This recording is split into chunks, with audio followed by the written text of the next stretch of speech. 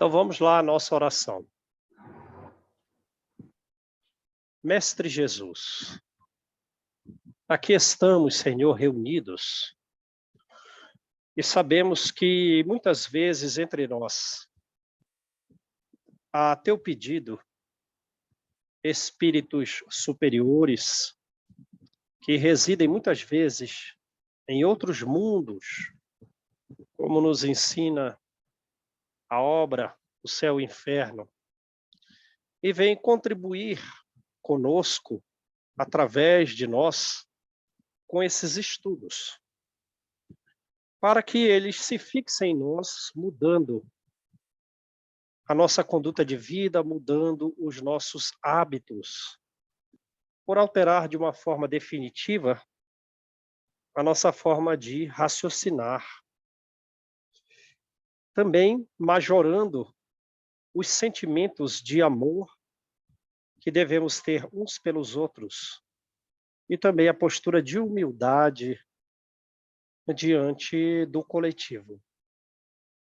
Assim, Senhor, queremos agradecer a presença desses amigos espirituais que vêm, numa palavra, nos auxiliar no nosso progresso, para que muitas vezes nós próprios estejamos após essa vida nesses mundos melhores, caso a nossa conduta seja sempre a melhor possível. E queremos também agradecer aos espíritos comuns como nós, que presentes a essa aula, buscam na doutrina espírita uma direção para a própria vida, um consolo para as suas provas necessárias. Sabemos que todos devemos passar para nos tornarmos melhores. Assim, Jesus permanece conosco nessa reunião, iluminando a mente e o coração do mais elevado entre nós até o mínimo, menor de todos, como nós próprios nos colocamos por sabermos que somos pouco evoluídos. Abençoa-nos, Jesus, hoje e sempre, que assim seja, graças a Deus. Então vamos lá, né, gente? O último capítulo desse livro magnífico, pelo amor de Deus. Parece que André Luiz escreveu todos os livros só para chegar nesse, né? Que lições significativas. O que mais me impressionou nesse livro são duas coisas: as dificuldades no perispírito que nós podemos angariar, né, construindo as nossas próprias doenças a ponto de ficarmos irreconhecíveis, e ainda aquela ideia que nós tínhamos anterior de que em uma vida eu resolvo tudo. Tomara que a gente esteja no fim do milênio do resgate de provas muito significativas, né? Tomara que essa seja a quinta, sexta, sétima reencarnação em que, numa vida como a de Laudemira, né, a gente já consiga se superar para sair de regiões inferiores definitivamente, porque uma vida só não é suficiente, né? Como diz Kardec, Deus é bom, mas ele leva em conta tudo na justiça divina. Cada mínimo detalhe que nós fazemos é levado em conta. Então, tudo é muito pesado, né? Que essa seja realmente uma vida que a gente consiga suplantar erros milenares nos quais nós caminhamos, alterando o nosso perispírito e, por consequência, o nosso corpo físico. Então, vamos lá, último capítulo. Comovente surpresa, né? Então, vamos lá. Durante 3 anos, todo mundo aí preparado, gente? Todo mundo aí na... Sim? Sim. Então, olha lá, durante 3 anos, estivemos quase que diariamente na Mansão Paz. No livro Os Mensageiros, o livro Os Mensageiros retrata uma semana de trabalho, né? Agora aqui, ó, retrata estudo de 3 anos. Quase que diariamente eles saem de Nosso Lar, né? Ou até ficaram períodos longos, mas a gente sabe que o tempo e a distância para os espíritos não é nada, não é nada. Eles se caminham com velocidade superior à da luz, sai de Saturno, sai de Júpiter, aí chega aqui em menos de um segundo. Então ele diz, ó, diariamente a gente estava na Mansão Paz durante 3 anos, estudando lições preciosas e aprendendo a servir. Quer dizer, sai de uma colônia, tudo bem, Nosso Lar não é uma colônia, digamos assim, de vitoriosos, né? Se a gente lê o livro Nosso Lar, Silas, né? Lísias fala diretamente para André Luiz. Aqui não é um local de vitoriosos. Aqui é um local de pessoas que erraram, mas que nós somos felizes aqui porque nós temos trabalho. E se você ler os mensageiros, tá lá, todo mundo falhou. Todo mundo reúne lá no Ministério da Comunicação, no Centro de Mensageiros. Todo mundo falhou. Aí diz qual é Vicente, né? Aquele amigo médico de André Luiz que caminha junto com ele ao lado de Aniceto. Ele vai dizer: se você for no Ministério do Esclarecimento, lá tem as mães que faliram, estão estudando para ser mãe. Tem os pais que faliram, estão estudando para ser mãe. Tem o grupo de médicos que estão estudando para ser médico, eles faliram como médicos. Aí André Luiz diz assim: ué, mas a gente não está lá e a gente foi médico. Não é que a gente faliu em tudo. É que a gente errou mais como homem do que como médico. Então aí você não está lá. E ele sai de uma colônia, mas de qualquer forma é uma colônia legal, né? Uma colônia agradável. E ele sai dessa colônia agradável para uma região que não tem luz. Que o relógio tem que ser de 24 horas porque não tem luz em nenhum momento. Por 3 anos, quase que diariamente. Estudando lições preciosas e aprendendo a servir. Ali, ao pé de Druso, na comunhão fraternal de Silas, e junto de outros amigos prestimosos, quer dizer, de outros amigos úteis, de outros amigos sempre prontos a ajudar, recolhemos experiências, recolhemos apontamentos sublimes. Apontamentos sublimes. Em verdade, o sofrimento, naquele pouso castigado de extrema luta, era a nota constante em todas as direções. Então vejam aí, ó. Ali na Mansão Paz, só tem uma coisa. Só tem uma coisa para fazer aquele pessoal progredir: o sofrimento. Né? Constante. Olha para qualquer departamento da Mansão Paz, todo mundo sofrendo. Muitas vezes, olha isso que ele vai falar, gente. Muitas vezes a casa tremia nos alicerces sob convulsões magnéticas indescritíveis. Quer dizer, naquela região, como tem no Livro dos Espíritos, não lembro qual é a questão, para depois da questão 400, que Kardec pergunta: vem cá, mas esses fenômenos naturais aí, são os espíritos que são agentes desses fenômenos naturais? Por exemplo, se vai cair uma tempestade imensa, se vai ter raios indescritíveis, os espíritos são agentes? Sim, não podia ser de outro jeito, diz o espírito. Então, ali na Mansão Paz, as convulsões magnéticas são indescritíveis. Tormentos externos para ver se aquele pessoal sai, diminui os tormentos internos, que eles saiam das revoltas, né? Então, convulsões magnéticas indescritíveis que faziam a casa tremer. E aí, querem trabalhar lá? A gente tem que trabalhar lá, né? Noutras ocasiões, sob o ataque de legiões ferozes, assemelhava-se a Mansão Paz à fortaleza em regime de sítio inquietante. Quer dizer, lembra? E lá no capítulo 2, eu acho, o 2 ou 3, vai falar que esses ataques eram quase que diários. Que só a misericórdia divina poderia salvar. Que só a misericórdia divina poderia salvar. Vejam que lugar de trabalho. Deus me livre.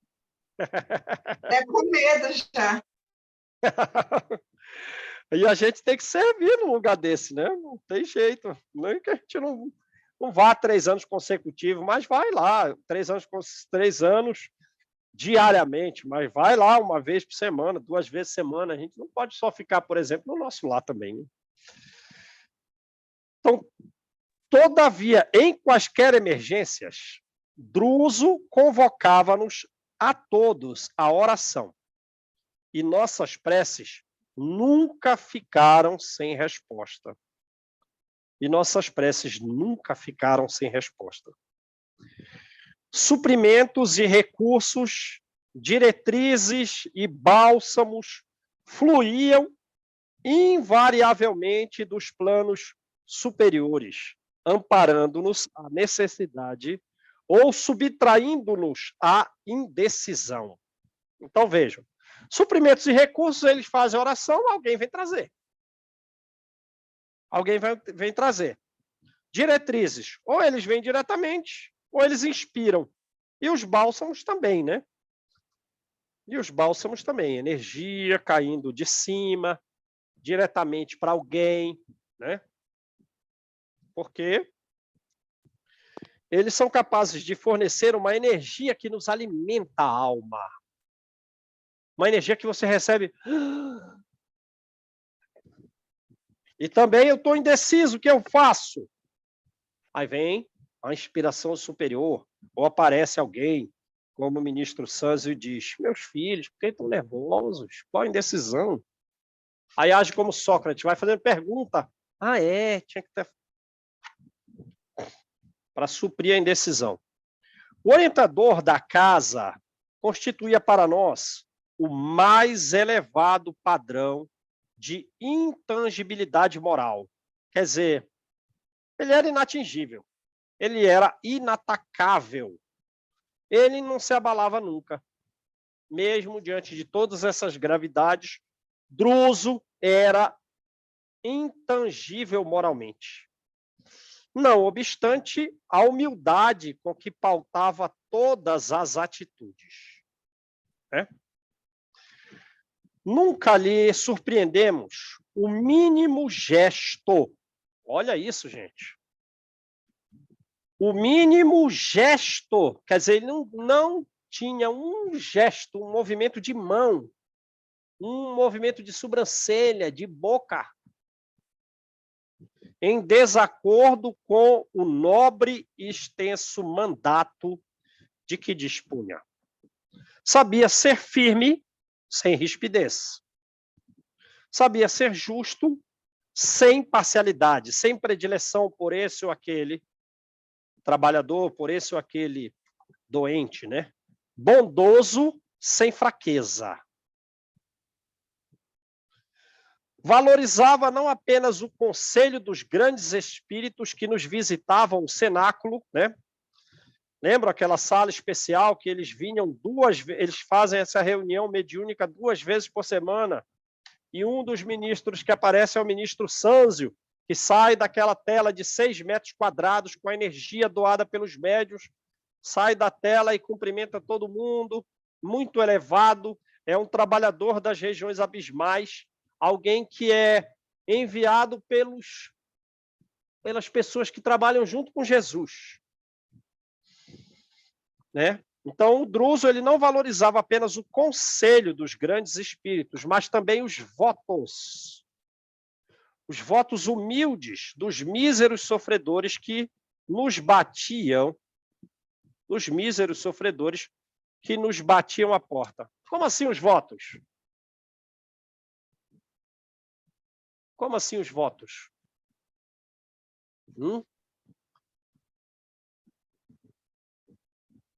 Sofredores batem a porta e eles fazem votos. Que votos são esses?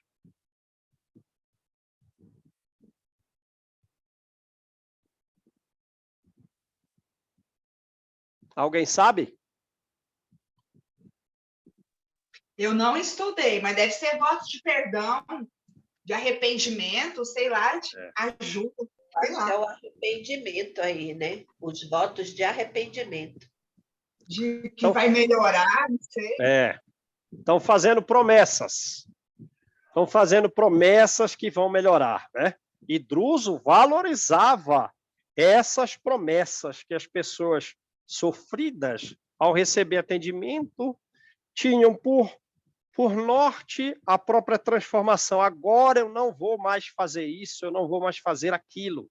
Então, são as promessas que ele fazia. E Druso valorizava isso. Mantinha amorosa reverência diante dos supervisores da mansão. Quer dizer, ele era amoroso, ele era reverente diante daqueles trabalhadores que assumiam cargos para auxiliá-lo ali. A cujos avisos atendia presto, célere, né? Tanto quanto mostrava o melhor caminho no desvelo incessante em favor dos infelizes que nos rogavam concurso e entendimento.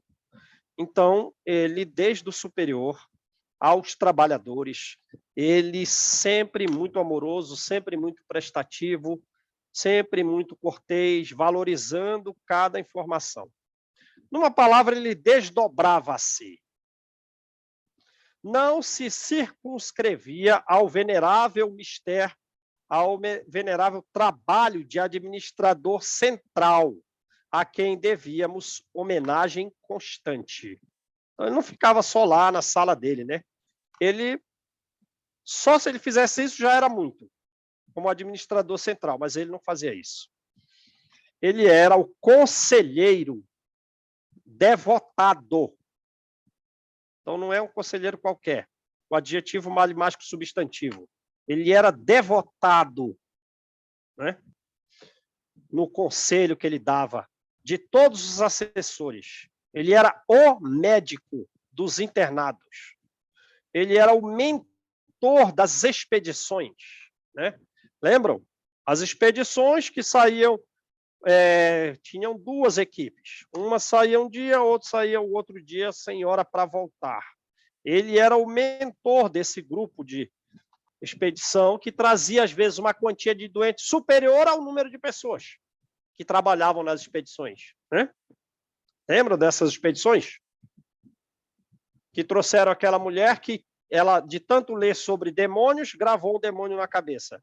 Tinha aquela outra que expulsou a mãe de casa, recém-casada, porque a mãe era pobre e estava ali arrependida e foi socorrida pela própria mãe. Lembram? E outros chegavam acamados.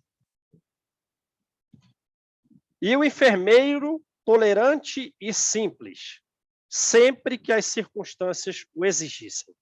Então, ele era o trabalhador ideal, né? Ele era o trabalhador ideal.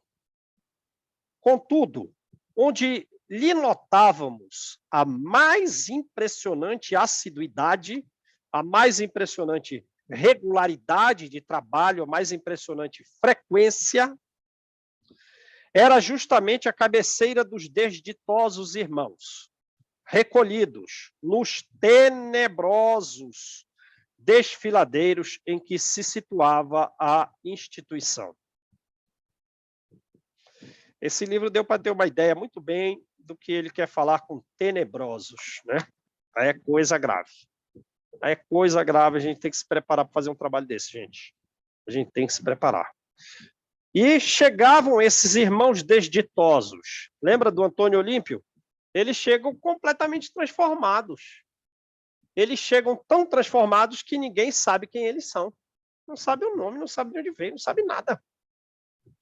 É o próprio paciente que vai dizer quem ele é, de onde ele veio. E chegou o Antônio Olímpio com a forma de um polvo, lembra? Porque foi a forma como ele matou os dois irmãos. Lembram? Ora, e os outros vão chegar como? Vão chegar assemelhados. Não como povo, mas com qualquer outra forma. Né? E ele ali, era justamente ali que ele era mais assíduo. Noite a noite.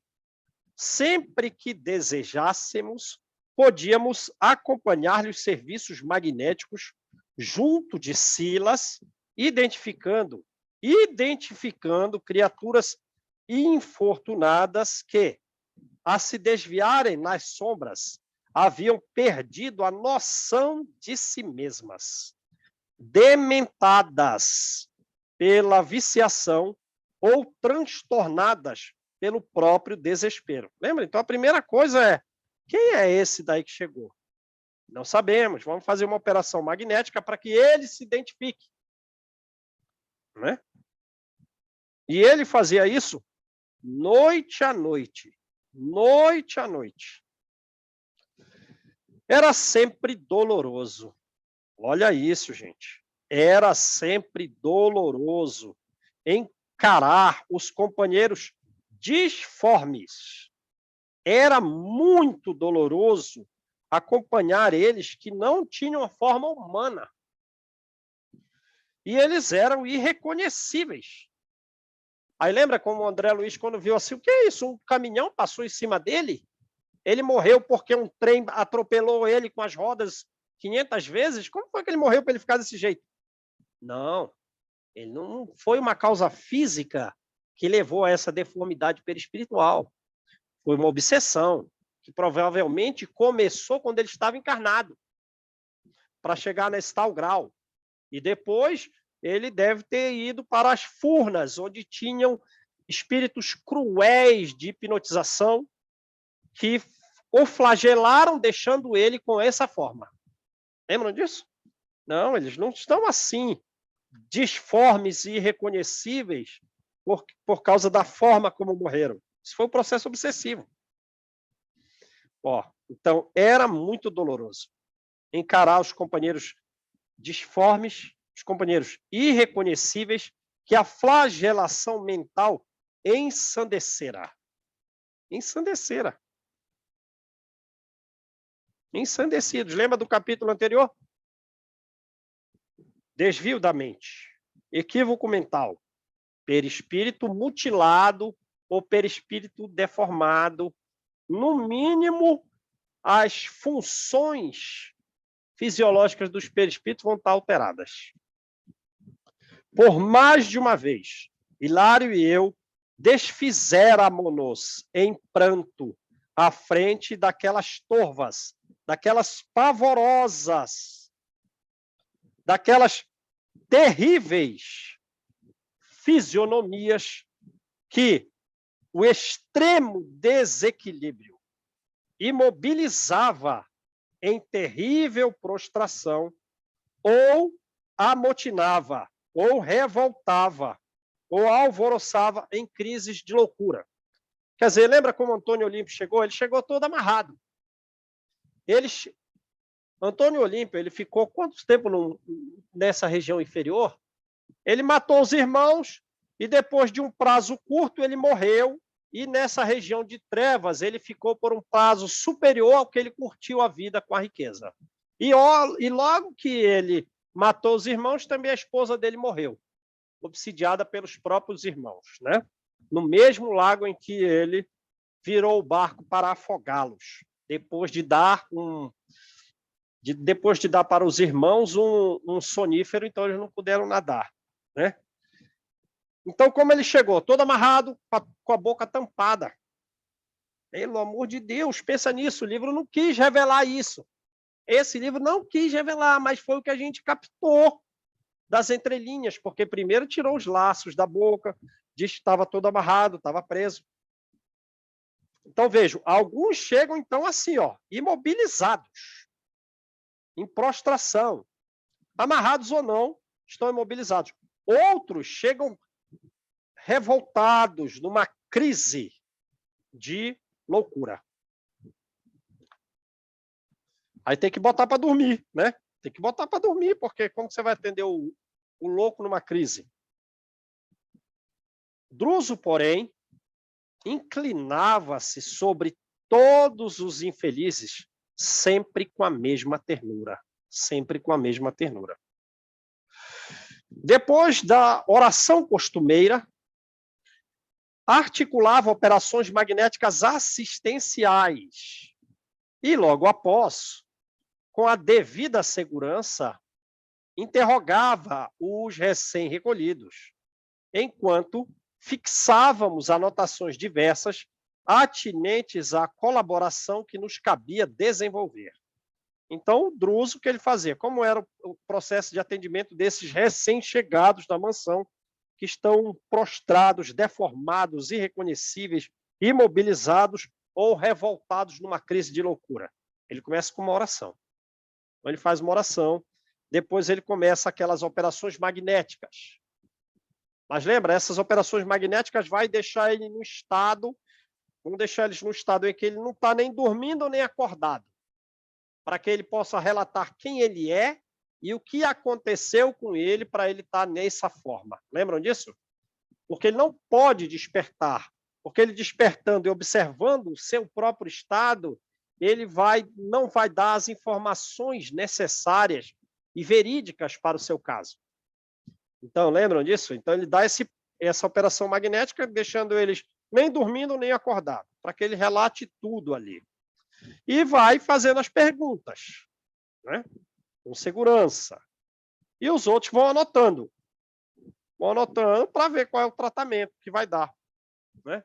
Ah, esse é o fulano de tal. Ah, viveu aonde? Quem são os parentes? Manda vir o parente aqui. Tem algum parente que está superior? Manda vir aqui. Agora você vai ter que morar aqui nessa colônia um tempo. Aí vem o ministro Sanz e vai dizer qual é o planejamento para aquela pessoa melhorar dentro daquele círculo familiar, dentro daquele círculo de pessoas, né? 2, 3, 4 horas despendia ele pessoalmente cada noite no trabalho socorrista que considerava sagrado. Então, vejam, ele, além das outras atividades, toda noite, fazia esses atendimentos para os recém-chegados à mansão, num estado deplorável, e esse trabalho demorava 2 horas, 3 horas, 4 horas. Sem que nenhum dos companheiros encontrasse a menor oportunidade de substituí-lo. A menor oportunidade de substituí-lo. À exceção dele, todos nos revezávamos na cooperação solicitada ou na cooperação espontânea. Né? Às vezes, então, era solicitado, traz o ministro Druso, tem essas 2 pessoas aqui na nossa reunião hoje que se destacaram pelos trabalhos que elas estão fazendo. E os parentes dela estão lá do lado de fora, eles pedem autorização ao Senhor para que eles sejam trazidos aqui para dentro. Lembram daquele capítulo? Que 2 mulheres se encontravam nessa condição e elas pediram para trazer os esposos, que eram irmãos em vida delas. E eles eram como coronéis nordestinos, que digladiavam entre si, atrasando todo o progresso da comunidade com as quais eles tinham responsabilidade de fazer evoluir. Aí o ministro, sim, pode trazer eles aqui para dentro. Ou não era solicitada a entrada desse pessoal, era espontânea, estava na hora. E eles se revezavam, então alguns iam segunda, quarta e sexta, outros iam terça, quinta e sábado, e domingo, mas o Druso ia todo dia. Né? À exceção dele, todos nos revezávamos na cooperação solicitada ou espontânea, no serviço de amparo e consulta aos irmãos que o mergulho indiscriminado nas sombras havia enlouquecido. Foi assim que, certa noite para nós, numa noite inesquecível, pobre mulher, cadaverizada, foi trazida pelos enfermeiros à sala das nossas atividades habituais para o socorro necessário. Eu não sei vocês, mas desde lá dos primeiros capítulos eu já estava imaginando como seria algum dos últimos capítulos e, na verdade, o último capítulo. Não sei se vocês, assim como eu, já estávamos imaginando quem é essa mulher e quem é o Druso. Vocês estavam também? Eu já estava. Então, vejam, como é o pessoal dessa região? Eles são todos iguais. Eles são zumbis. Eles são cadáveres. Eles são corpos perispirituais ressequidos, deformados, mãos em garras, pés em garras, enfim, eles são todos assemelhados. Não dá para saber quem é quem. São zumbis, são todos iguais ali, todos zumbis. Quando está na forma humana, quando não é um povo, quando não é um lobo, quando não é sei lá o quê. Uma árvore. Sim, no mundo maior tem o caso, né? Pessoas que foram transformadas em árvores, pelo amor de Deus. Então, certa noite, uma noite inesquecível. Uma pobre mulher cadaverizada. Quem é ela? Ninguém sabe, ela é igual a todo mundo. Um cadáver, um zumbi. Foi trazida pelos enfermeiros às nossas atividades habituais para o socorro necessário. O corpo ser viciado. O que quer dizer com ser viciado?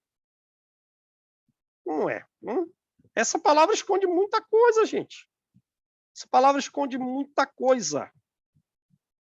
Corpo ser viciado. Dominado pelos obsessores. Mas vai ver como é cada detalhe. Como está, então, o cabelo, o rosto, os olhos, a boca, os braços? Percebe? Muita coisa escondida no adjetivo aqui. Coisas assim que, se a gente não tem um coração muito grande para a gente chorar de compaixão, a gente vai ter medo. Não, não tenho condição de fazer esse trabalho. Não, não tenho, não. Não, não, não, não. Não, não, não. Você trabalha para ortopedista, eu não tenho condição de fazer isso, não. Você trabalha de ortopedista aí que vai fazer Eu uma não vou, cirurgia. não. Eu não tenho Vai coragem fazer de uma trabalhar. cirurgia. Vai fazer uma cirurgia para botar um ferro na perna dele aí. Ah, não vou, que eu não quero ver isso, não. Mas como, gente? Uma hora a gente vai ter que fazer isso. Então vamos lá. Corpo ser viciado, que imundos trapos mal cobriam. Imundos. Então tá pior, pelo amor de Deus, gente, tá pior que um cachorro sujo de rua. As mãos cujos dedos terminavam em forma de garras. E o semblante? Semblante alterado por terrível hipertrofia. Quer dizer, uma cabeça gigantesca. Né? Onde está a beleza? Imagina Esquece. o cheiro. O cheiro. Pelo que você está falando, a gente já vê Imagina. o cheiro. O Sim, cheiro não dá sim. para chegar perto. Terrível hipertrofia. Então, qual é o tamanho da cabeça? Ele não dá detalhe, né? Terrível hipertrofia. Mas a cabeça tem 1,5 metro.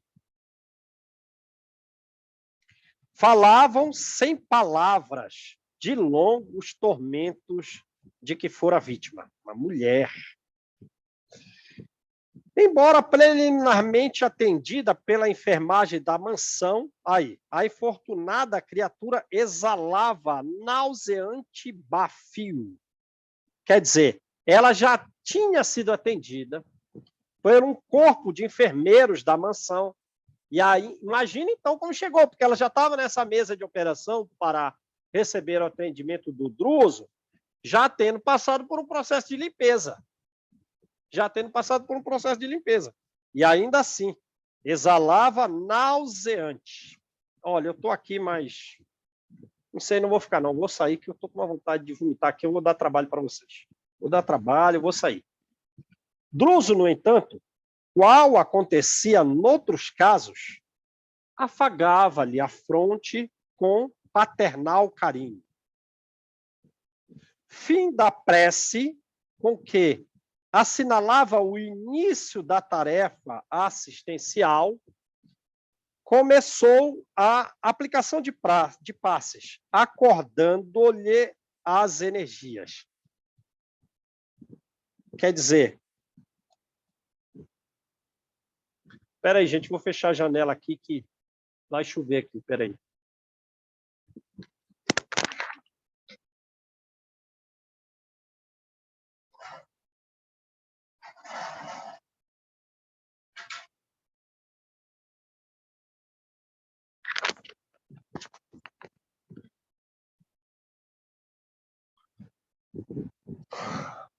Então, ele fez a prece. Quando terminou a prece, ele começou a tarefa assistencial, aplicando passe, para acordar as energias. Então, pensa o estado de uma pessoa completamente demente, num grau muito significativo, num grau muito grave, e ele está em tal condição que ele nem fala, ele nem se move. Está caído no chão, completamente louco, sem condição de falar de si, sem condição de gesticular. É o máximo da queda. Pelo amor de Deus, só o que se transformou no ovoide é pior que isso aqui. Em seguida, notando que fundos gemidos se lhe exteriorizavam do peito, fundos gemidos. Meu Deus, gente, é muita compaixão que a gente tem que ter. É muito amor para trás nesse trabalho aqui. Fundos gemidos se exteriorizavam do peito. O abnegado amigo concentrou seus potenciais de força magnética no cérebro da infeliz, que começou a mover-se, subitamente reanimada. Via-se claramente que Druso interferia no córtex encefálico, né? No córtex encefálico, na camada dos neurônios, a camada principal, superficial, incentivando-a ao necessário despertamento. Foi então que a boca hirta, a boca imóvel, a boca retesada, quer dizer, a pessoa chegou assim, né? Chegou assim, ó, com a boca trancada. Com a boca trancada, gente. Imagina essa situação. Chegou, então, com a boca trancada, esticada, assim, não consegue falar nada. Começou a se mover agora. Arrastada hipnoticamente à manifestação, descerrou-se de leve. Então, foi diminuindo aquela tensão da boca, foi diminuindo a tensão da boca, né? Foi de leve, diminuindo a tensão da boca, e ela gritou: Druso, Druso, compadece-te de mim. Surpreendidos, vimos o chefe da mansão cambalear, quase desfalecente, qual se fora ele atingido por invisíveis raios de angústia de morte. Com certeza. Lembra do livro Os Mensageiros?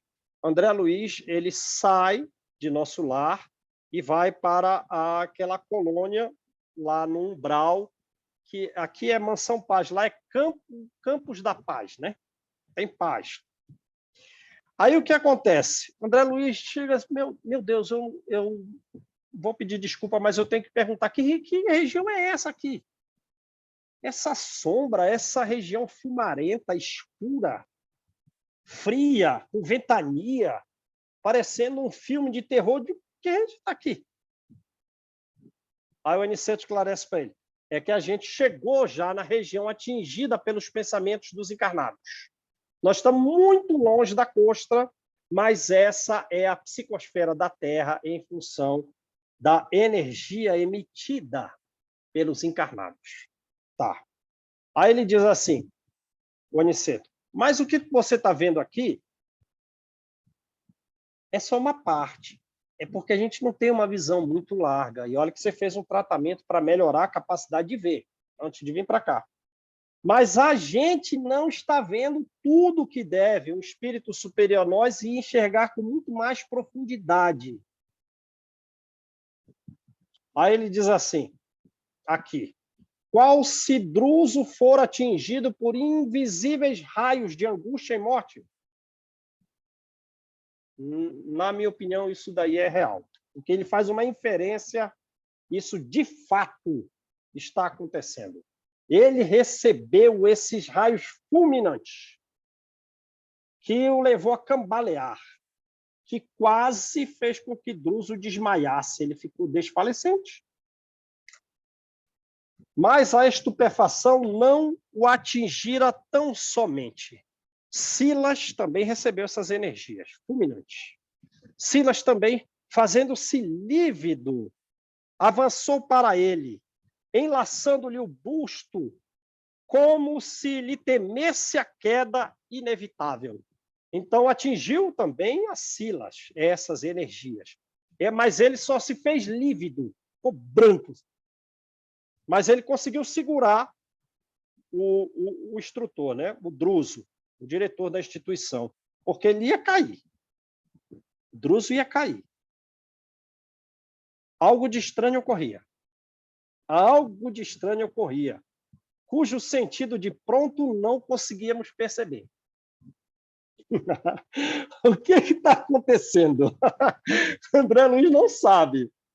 Mas eu estudei vocês me fizeram estudar esse livro com extremo afinco, lá do capítulo 3, 4, eu já entendi o que ia acontecer nesse final. Vocês sabem já ou não? Então, André Luiz, o que está acontecendo? O que está acontecendo? Por que ela chamou Druso? E Druso ficou quase desmaiado, Silas segurou, ele ia cair.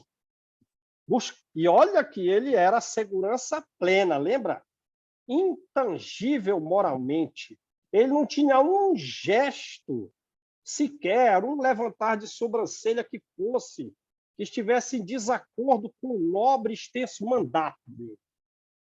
Mas nessa hora, essa mulher, que ninguém sabe quem é, entre aspas, eu já sei, quase levou ele a cair no chão. Algo de estranho ocorria. Não conseguíamos, nem eu, nem Hilário, saber o que era. Buscando dominar-se. Buscando equilibrar-se. O venerável diretor ergueu os olhos lúcidos para o alto, em pranto mudo. Então ele já estava chorando, ergueu os olhos para cima, invocando a inspiração divina. Invocando a inspiração superior. Na linguagem da prece silenciosa, em que a alma se comunica particularmente com Deus. E após momentos rápidos, perguntou à infeliz. Né? Então ele teve que fazer uma prece, se dirigir a Deus, né? Numa prece silenciosa, para pedir inspiração e equilíbrio, e ele perguntou à infeliz, né? Irmã, que tens a dizer-nos? A interpelada abriu os olhos. Então, vejam, ela chegou com a boca retesada, imóvel, olhos fechados. Pergunta, já passou pela enfermagem. Há quanto tempo essa mulher está imóvel? Deitada aonde? Sem abrir os olhos, mãos de garras, mas que não se movem, boca retesada, não fala um ai. E aqui agora, ela abriu os olhos. Mas os olhos se reviravam nas órbitas, quer dizer, só está vendo o branco do olho. A íris, a pupila, tá. Só está vendo o branco do olho. Pelo que a Renata tem falando, essa era a hora que a Renata ia sair correndo, pelo que ela vem falando aí. Deus me livre, zumbi. Sem qualquer expressão de lucidez. E parecendo temer a presença de inimigos ocultos. Parecendo temer a presença de inimigos ocultos. Quer dizer, está dentro da mansão? Tá. Tem consciência disso? Não. Está do lado de um instrutor que André Luiz venera? Tá. Ela sabe disso? Não. Está ao lado de um enfermeiro que foi a lição nobre de 20 capítulos, que nós almejamos ser como ele. Ela sabe disso? Não. Não. Não. Ela nem sabe que foi tirada desse lugar. Ela está sendo atendida mas acha que está na presença de inimigos ocultos. Pergunta: isso acontece conosco? Quer dizer, às vezes em sonho, ou mesmo acordado, vem um espírito superior, ou um espírito familiar, um espírito amoroso, ou o nosso protetor, o anjo da guarda, um guia, né? Um que vem para ajudar. E a gente sabe que ele veio para ajudar, ou a gente vai inferir que ele é um inferior? Já pensaram nisso? A gente está sabendo distinguir, ou a gente tem medo até dos superiores, que ele informa uma coisa, a gente interpreta outra. Ele diz uma coisa e eu morro de medo. Mas eu vim para te ajudar, você acha que todo mundo aqui é um ladrão querendo invadir a sua casa? Não, pera lá, vamos ter que saber discernir quem é elevado ou não. Mas ela aqui não está em condição, não. Está sendo atendida por espíritos elevados, apesar de trabalhar em região inferior, mas que são elevados, né? Você vê, o André Luiz, o que ele foi em vida anterior? Foi um médico na Terra. Contribuiu para a evolução da medicina? Sim, mas falhou. Falhou como médico, falhou como homem, falhou como esposo, falhou desde a juventude. Lembra? Ele se relacionou com a empregada da casa dele. E aí ele vai para nosso lar. Tá. Que é um local de pessoas que faliram. Tá. Mas o Silas, que também foi médico, mas que não exerceu a medicina, e que levou a expor a uma tragédia familiar pelo apego ao dinheiro, digamos assim, por ganância. O pai casou pela segunda vez e ele tramou com que a segunda esposa fosse, digamos assim, tivesse um amante. E aí ela caiu naquela armadilha que ele próprio traçou. E depois, ele não sabia, mas foi a consequência, o pai caiu de cama para nunca mais levantar. O pai envenenou a mulher, né?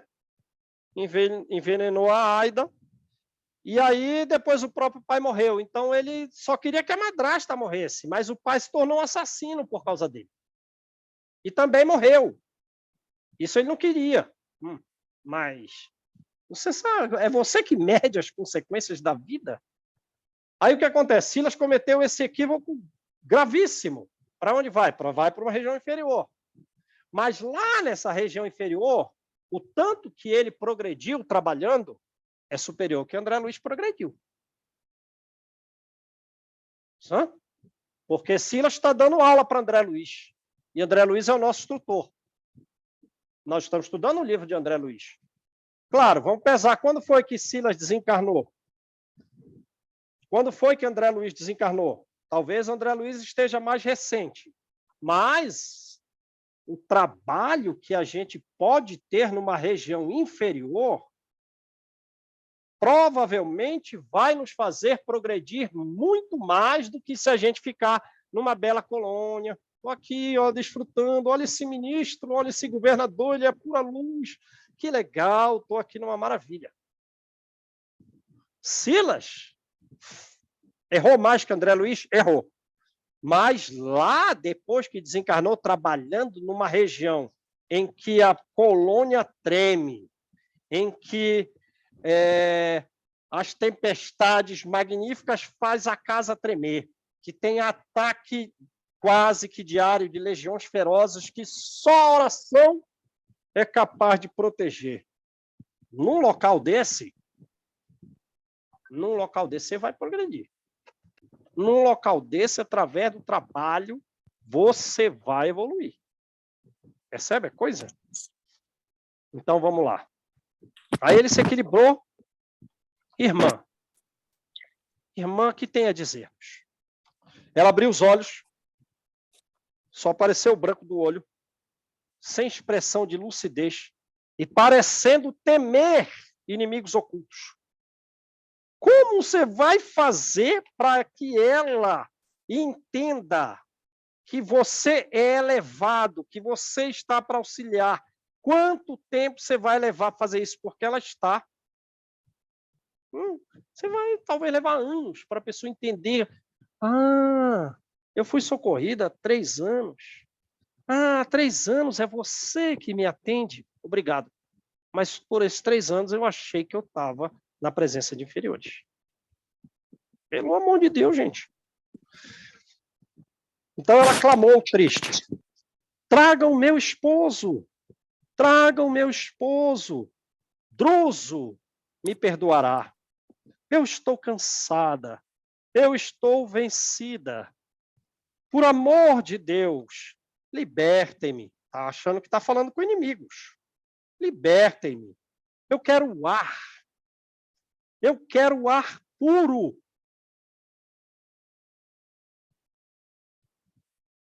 Gente, ficar sufocado num local sem ar.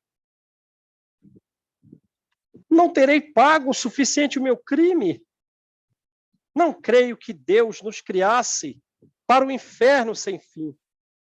Se errei conscientemente, adquirindo grande culpa, não desconheço que as minhas penas reparadoras têm sido igualmente enormes. Não desconheço, eu errei conscientemente, eu errei. Eu errei conscientemente. Mas as minhas penas têm sido muito graves. Conduzam-me à presença do meu esposo, para que me ajoelhe. Ela está falando com reticências, né?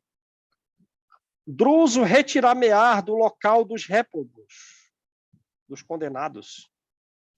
Ele compreenderá que não sou assim tão cruel como querem que eu seja.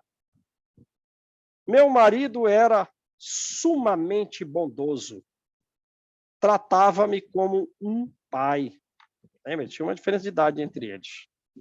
Há quantos anos padeço, ó Senhor? Então já entenderam? Quem é o pai do Silas? Druso. Druso. Quem é essa que chegou aqui? A madrasta. A madrasta, a Aida, né? Olha aí. Tu, há quantos anos padeço, Senhor? Ó Senhor, tu que curaste os leprosos e os endemoninhados, estende-me os braços de amor. Isso já foi feito. Retira-me do inferno a que fui arrastada. Isso já foi feito. Ela não sabe. Ela não sabe. Ajuda-me, ó Cristo. Já foi feito. Deixa que eu recolha do esposo que humilhei o perdão de que necessito, para que a minha consciência possa orar com fervor. Então, né, o erro a impede de orar com fervor. O remorso é fogo que me consome. Piedade, piedade, piedade.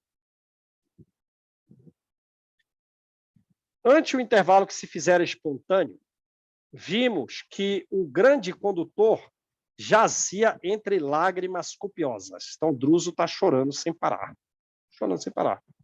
Pela primeira vez, aos nossos olhos, depois de 3 anos, pela primeira vez, dia a dia, pela primeira vez, Silas interferiu no socorro magnético. Apesar do espanto que se lhe estampava na face, com tácita aprovação do chefe, que lhe cedia o lugar em silêncio, quer dizer, o Druso não falou para ele assim, vai lá, assume aí meu lugar. Foi uma aprovação tácita, né? Assim, sem gesticular, talvez com os olhos, cedeu o lugar. Cedeu o lugar em silêncio. Interrogou, preocupado e indeciso. Né? Mas ele também não está bem, o Silas. Preocupado e indeciso. Como te chamas? Aida. foi a resposta que nos despertou mais acurada atenção. Aí agora sim, André Luiz, opa, onde que eu estou? Onde que eu estou mesmo? Ah, sim, agora eu me situei. Agora eu estou sabendo onde que eu estou. Quando ela deu o nome, agora ele entendeu tudo. O assistente, contudo, no evidente propósito de obter mais informes, tão seguros quanto possíveis, continuou indagando em voz trêmula. Não está bem também. Aida, se és a esposa de Druso, como nos faz crer? Não te recordas de mais ninguém? De alguém que te partilhasse no mundo a vida no lar? Oh, sim, retrucou a interlocutora com indizível carinho. Lembro-me. Então foi uma boa recordação, porque ela começou a falar de uma forma até carinhosa, né? Lembro-me. Meu esposo trazia um filho das primeiras núpcias, um jovem médico de nome Silas. Pum! Silas caiu para trás. Agora foi o Silas que desmaiou ali.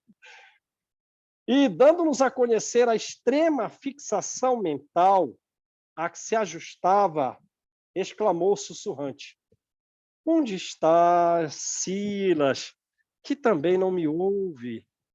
A princípio, contrariava-se com a minha presença.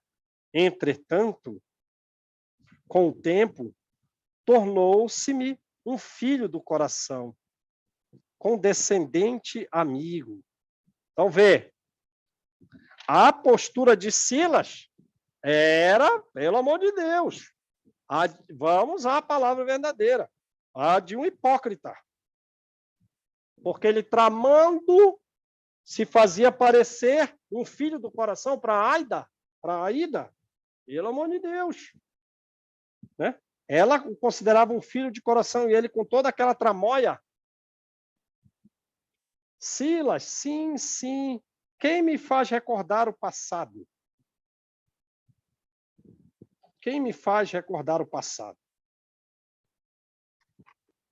Agigantava-se-nos a constrangedora surpresa. Então, André Luiz...